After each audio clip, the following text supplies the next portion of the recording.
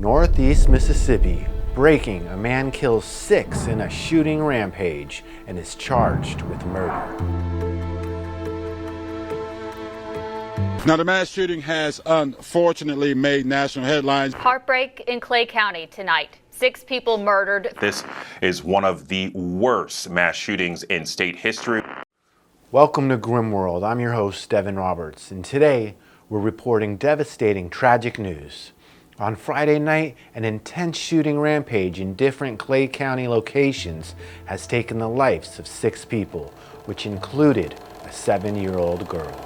Daricka Moore, who is a 24-year-old man, is said to be related to up to 4 of the murder victims, and he is now in custody and is charged with first-degree murder. They are holding him without bail in Clay County West Point Jail.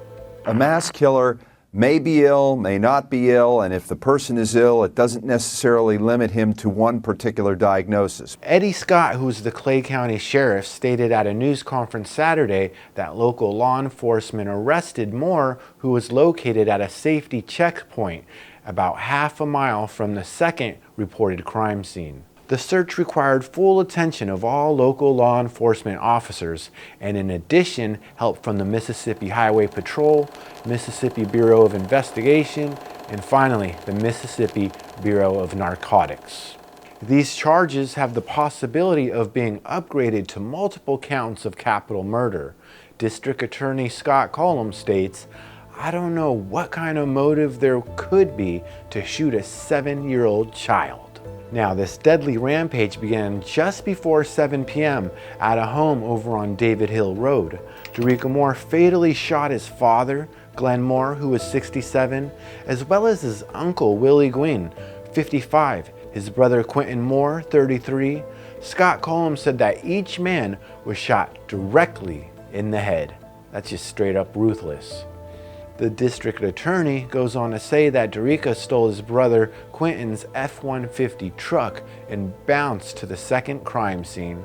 There, he broke into a house and actually tried to sexually assault someone right before the devastating act of killing the 7-year-old girl. Little Makayla was so happy, so bright, and full of so much joy, and she brought so much life into their home. But I tried to do all I, can to help her. To save them, but I couldn't. The sheriff identified the 7-year-old girl to be Daricka Moore's second cousin, Makayla Gwynns. Now, according to the statements, after the 7-year-old was violently murdered, a weapon was stuck to the head of a small child in the house. The sheriff said that it was unclear if the gun misfired or if Moore did not pull the trigger on the second child. That's how violent he was, to shoot one and stick a gun to another one. The child's mom and her 2 children were in the home when this all took place.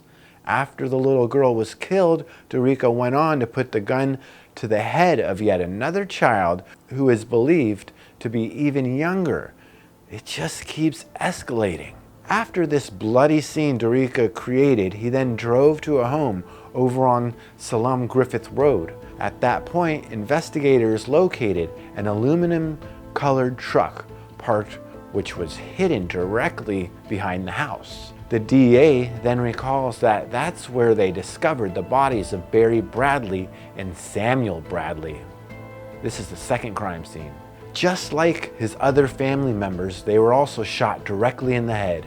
Barry Bradley was reported to be a pastor of an apostolic church. According to KSL.com, Scott said the last 2 victims, the Reverend Barry Bradley and Samuel Bradley, lived most of the time in nearby Columbus, but spent weekends on church grounds. Some more family members attend the church, Scott said.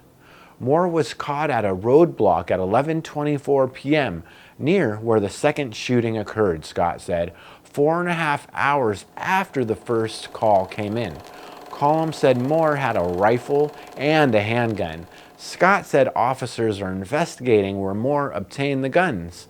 The state medical examiner is performing autopsies on the victims. You gotta be careful who gets their hands on guns, I'll tell you that right now. Now, Scott has told reporters that the family is experiencing overwhelming grief Of course.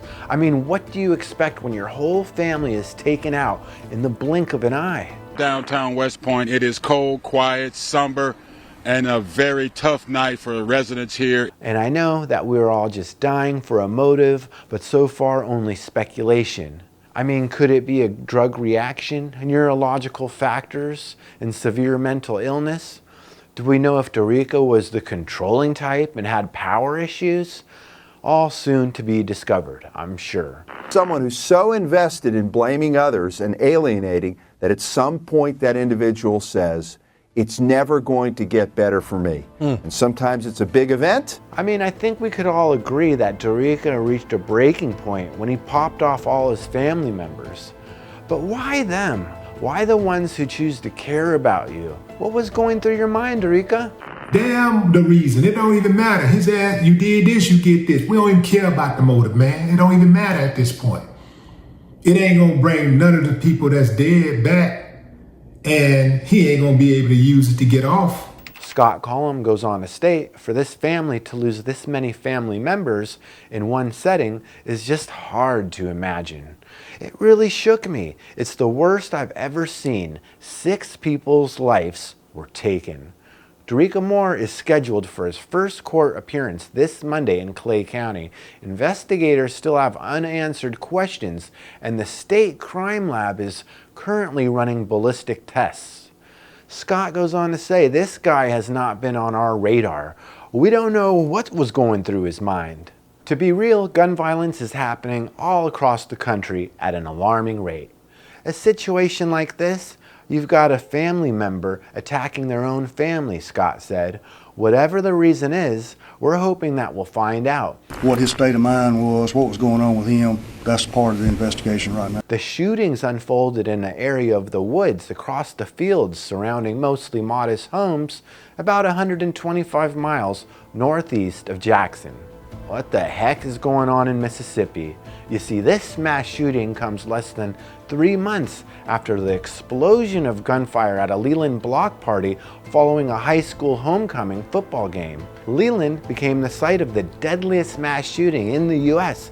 this year when 6 people were killed and 20 were wounded in gunfire that erupted late Friday during a celebration downtown that included people who had returned to the small town to see friends and family. Scott Collum is seeking the death penalty to be applied in this case of Daricka Moore's deadly shooting rampage. If it's illegible, you have to seek the highest punishment under Mississippi law, he said. There's some cases just that they've got to get the worst punishment. They've got to get the worst punishment. 6 people, one night, several different scenes. At this point, we do not know a motive for these acts. A terrible tragedy. A lot of my family is from out in Cedar Bluff area. Something needs to be done about this. Yeah, he's already been arrested. They might even seek the death penalty. Good. That's what they need to do. Thank you for listening to Grim World, and today we got a glimpse of how grim the world really is. Please subscribe and check out our Spotify. I'm out.